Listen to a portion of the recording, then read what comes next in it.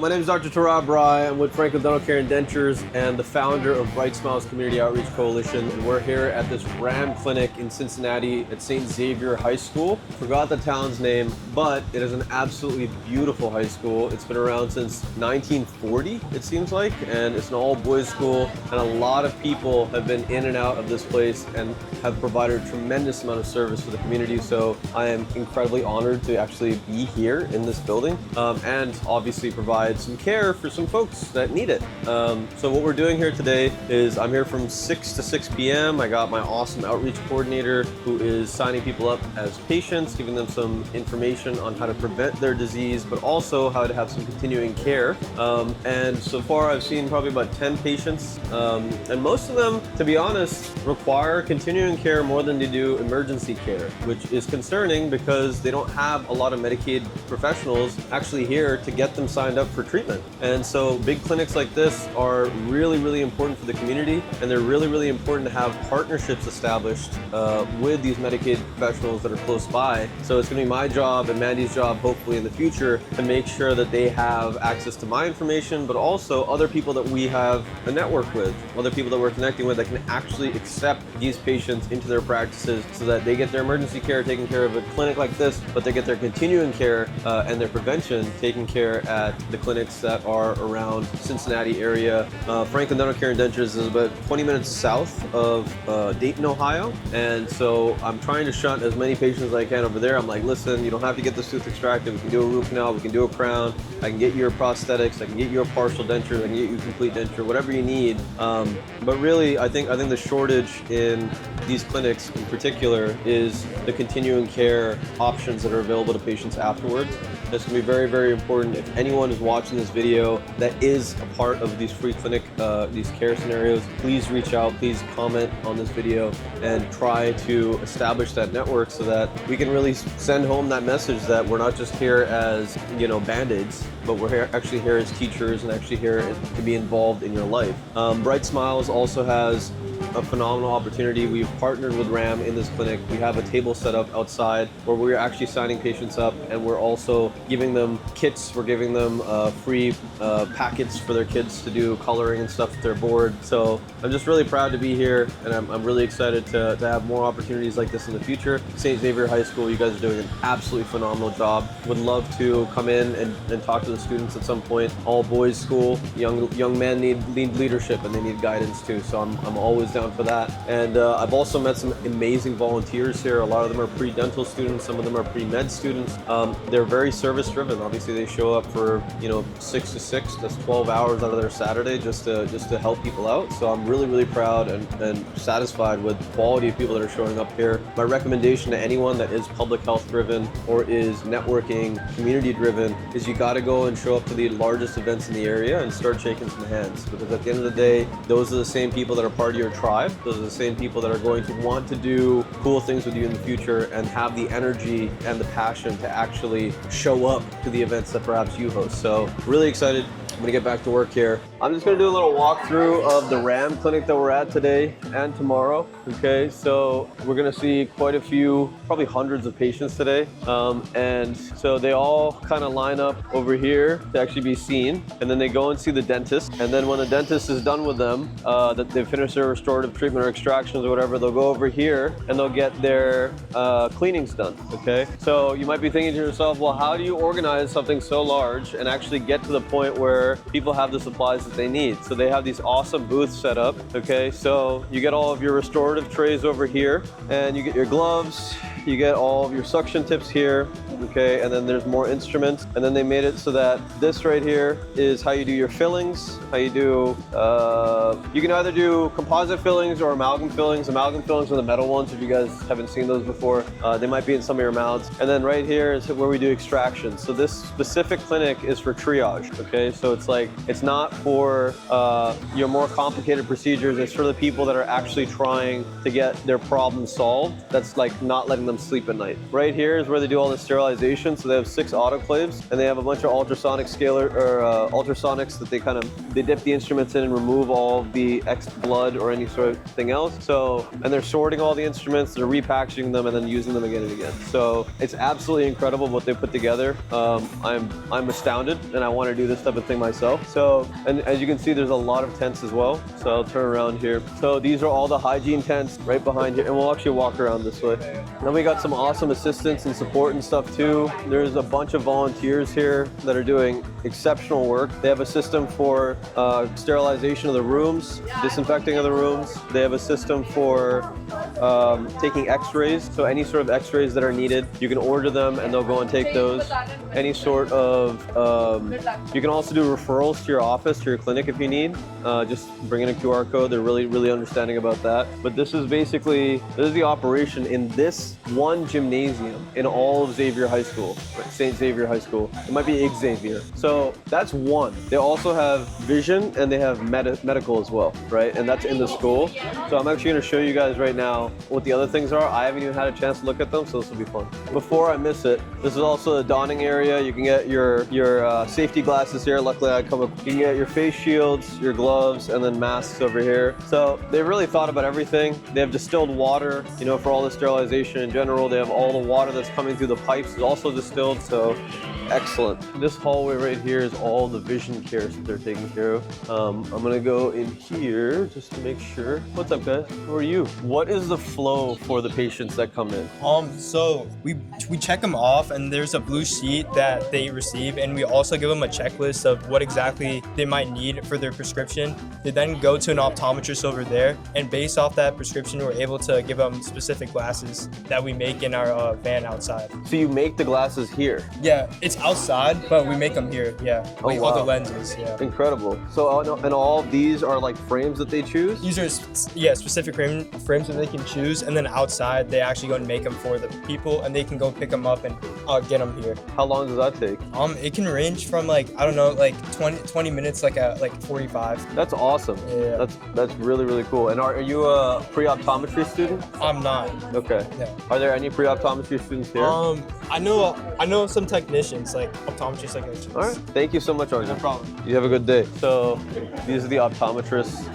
If you have glasses in general, you've been through this. They'll show you a bunch of different slides and then you'll pick. And so I haven't even been to this room before, me shooting this video, but this is absolutely incredible. The fact that you can literally come here for free, get your vision checked out, and get your glasses same day, it's pretty good. Yeah. So the last part here is medical. So what's the setup here? So basically, patients that need to come through here, we check them in, me and my friend, and they usually spill over here where physicians and the nurses, they take them to the clinics to check. They get their vitals checked. Women's health is in there as well. Excellent. How long does the process usually take for them to get in and out?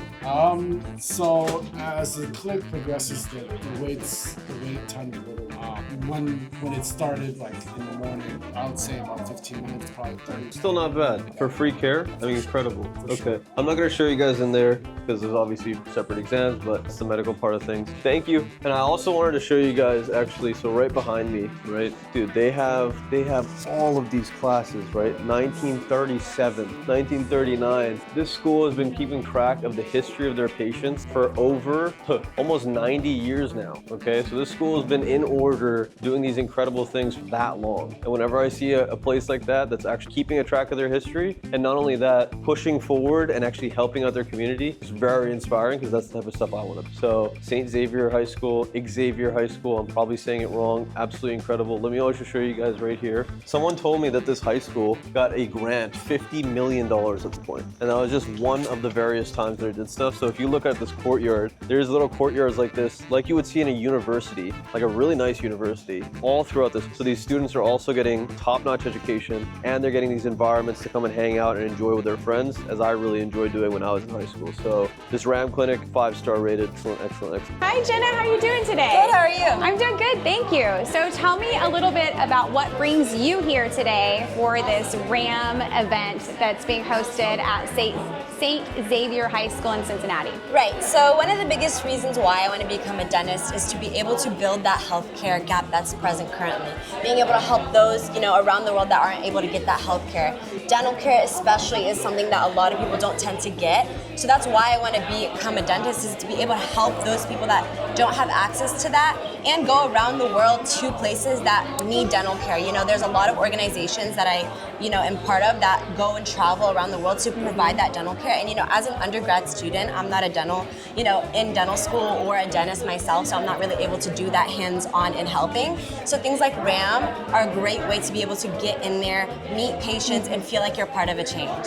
So tell me, how did you get involved with RAM? Right, so I go to the University of Cincinnati, and RAM, I attended my very first clinic in Columbus of November. So it was, it was my first clinic. I really enjoyed it. I was able to help a lot in the dental care. I was able to, see all kinds of kids and families, speak Arabic with, other families as well. And you're really able to connect with them, even though I'm not the one providing that care, being able to be that support to them was something that really drew me to actually apply to be part of the board here at the University of Cincinnati. And so, yeah, that's kind of what. Wonderful. So what are some of the things that you're doing in the clinic today? So I helped assist back in the dental care. I'm also volunteering, bringing patients back into the units like vision and medical, and then just being there to support others, kind of get to know these patients.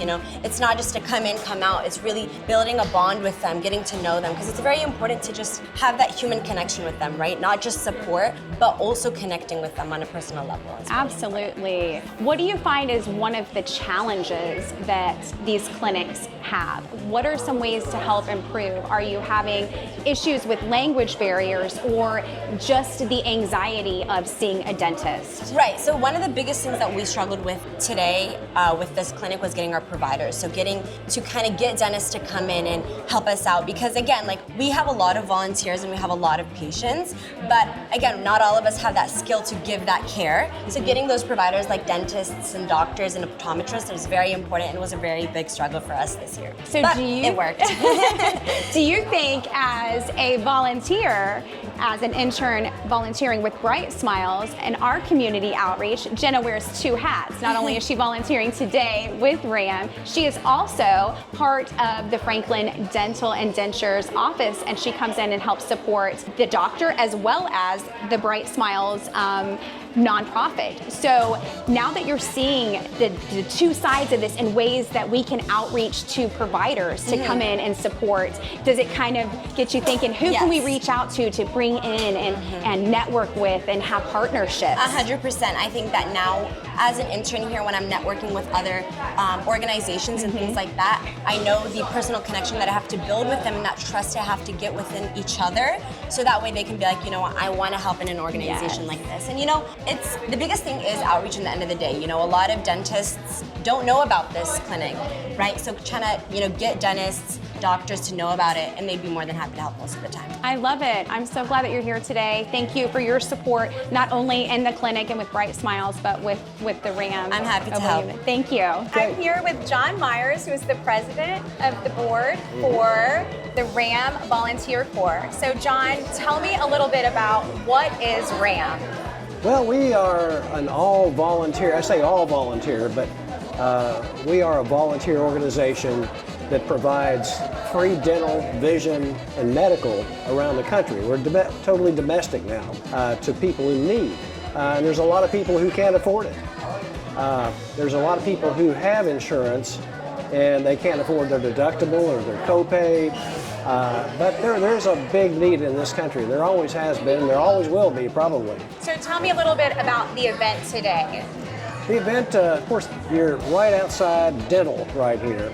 And I think we have about 20 dental tents with dentists in there. But that's our primary need in this country, because a lot of medical plans, a lot of people have insurance, but it doesn't cover dental.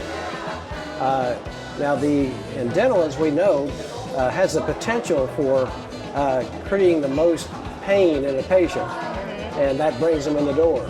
Now, once they come in the door, they go through triage over here. They sit down with a nurse. The nurse goes through family history, blood pressure.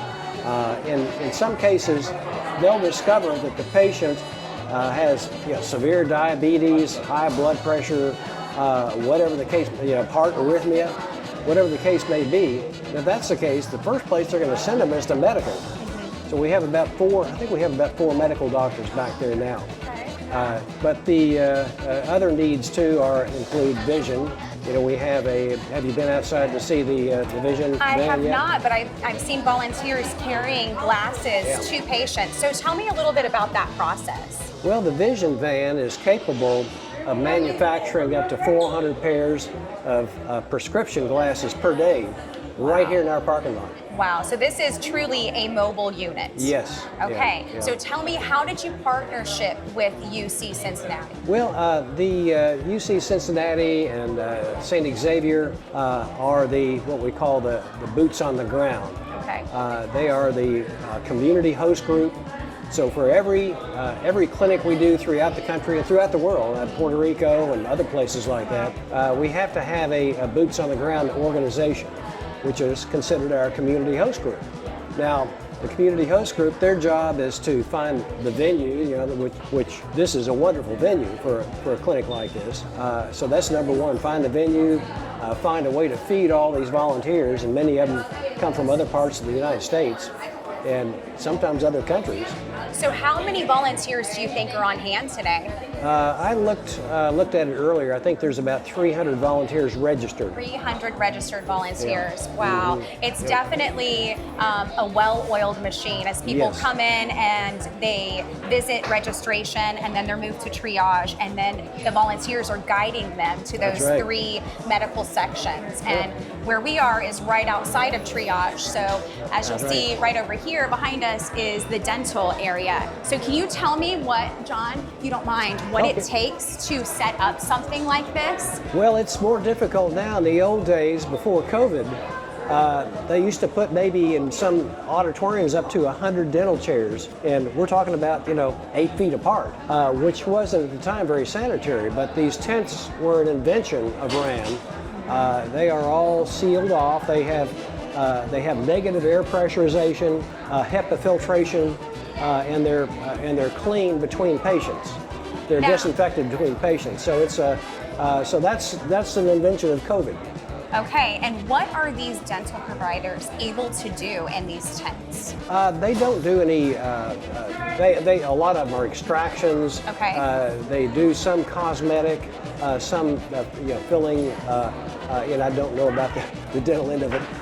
I'm a business guy, That's okay. I did hear that they were doing X-rays here. Yeah, they do X-rays. So that's amazing. And it looks like there is capability to receive prescriptions as you're leaving. That's right. They have 2 different kinds of X-rays. They've got the Nomads, which are handheld X-rays. Okay. And I think we have an X-ray van out there that does the Wonderful. the 3D. So that's great. So tell me, what are some of the missions of the RAM Volunteer Corps? well, it's to provide free medical care to people who can't afford it. Okay. That's simple. How can someone get involved if they're interested in helping with RAM? Good question. Go to our website, ramusa.org, and there are places that you can click on everything and find out anything about the organization. There are places to register as a volunteer. There's a schedule of our upcoming clinics, so if you find one near you, you can register for the clinic online, and then for whatever your purpose is. I mean, we have, as you probably noticed through here, we have as many general volunteers or more than we do physicians. So you don't have to be a nurse or a physician or a dentist to be able to volunteer for us. Wonderful. Well, thank you so much for your time. I really appreciate it. Thanks, All John. right. Good to meet you. Thank you. Okay, so tell me your name and tell me your association with today's RAM event. Yeah, my name is Zohair Siddiqui, and I'm the president of the University of Cincinnati Remote Area Medical Chapter. Okay, so tell me a little bit about that, being the president of the remote chapter. Yeah, so for one, our biggest concern is typically this clinic. So all of the back end things that happen is things that we put into play, like trying to get providers, like Dr. Rai, for example, and trying to secure funding for the clinic. That's one of the biggest things. Organizing logistics about how we're going to turn this place into a makeshift clinic. So working with the school and things like that. But also at Remote Area Medical, we send students to different sites where this is also happening all across the country. So would you say your greatest need right now is getting providers to come in and support this operation that you have going? Definitely getting providers and getting funding, because at the end of the day, so far it's only 11 a.m. and we've already had to turn people away because we don't have the capacity to serve them today. So hopefully they can be seen tomorrow. But yeah, getting providers and getting money to be able to support this event is definitely the biggest overhauls that we have to endure. Now we have medical tents set up, and there are vision tents, and glasses are being made in an hour here for people in need. But would you say that seeing a dentist is a really tough obstacle for the people of the community because their insurance may not cover dental, or it's not a top priority to them? Yeah, exactly. Oral health is something that's super, super underrated. People aren't always realizing that everything in the body is connected, and that includes your mouth. So when it comes to the way that our healthcare insurance system is set up, dentistry is something that a lot of people lack. And so being able to provide this kind of care and the hygiene kits, for example, are things that will hopefully encourage people to seek out permanent, long-term solutions. Because at the end of the day, this is something that is short-term. This is a one-time clinic that happens once a year, but you should be seeing the dentist more often than that. So if someone wanted to support the RAM operation, whether it's here locally in Cincinnati or to travel to different events, what would be the best way for them to do that? Definitely. The option would be to visit www.ramusa.org. That has all the information about all the clinics that are going on across the country. There are tons. These guys will pack up all this equipment, and it'll go somewhere else next week. All these things are continuing to move. When it comes to Cincinnati specifically, that would be reaching out to hopefully our contacts at the UC chapter. So that would be via email or on our social media, which is at @ram_U of Cincy, and hopefully getting involved. But ultimately, we're trying to do as much outreach as possible to be able to cast a wide net so that we can get everybody to know about what we're doing here. That's wonderful. And you're here today on Saturday until what time? Until about 5 p.m. Okay, and then again tomorrow? And then again tomorrow from 6 a.m. to 1 p.m. Okay, and so if someone wanted to come in and receive care, what would be the steps in order for them to do that? What documentation would they need, or where should they go? Definitely the most important thing about this, and what makes this such an important and good thing for our community, is that it's no strings attached healthcare. You don't have to bring an ID, you don't have to bring insurance. And so anybody can come in and receive care regardless of their status as a US citizen or anything of that nature when it comes to healthcare. So really no preparation required, just recommend that you get here early on time because it's first come, first serve. Okay, and they show up at Saint Xavier High School? Saint Xavier High School, that's 600 West North Bend Road, Cincinnati, Wonderful. Ohio. Thank you so much, Zohair. It's been a pleasure to meet you, and thank you so for all much that as you've well. done here. Appreciate it. You as well.